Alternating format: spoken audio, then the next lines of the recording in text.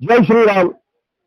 जिंदगी जब तक रहेगी फुर्सत न होगी काम से, जिंदगी जब तक रहेगी फुर्सत न होगी काम से, कुछ समय ऐसा निकालो प्रेम कर लो श्री राम से, प्रेम कर लो श्री राम से।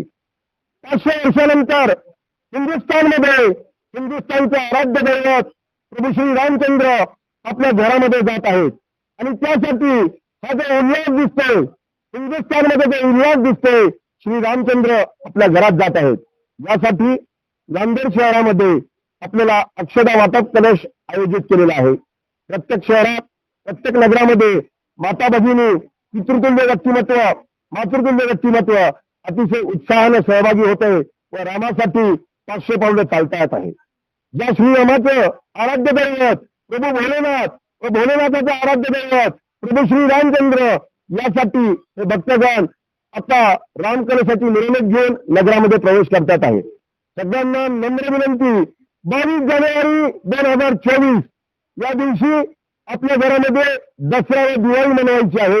घरामध्ये प्रत्येकी 5 दिवे लावायचे व प्रभू श्री रामाचं आगमन अतिशय आनंदाने करायचं। रामचंद्र भगवान की।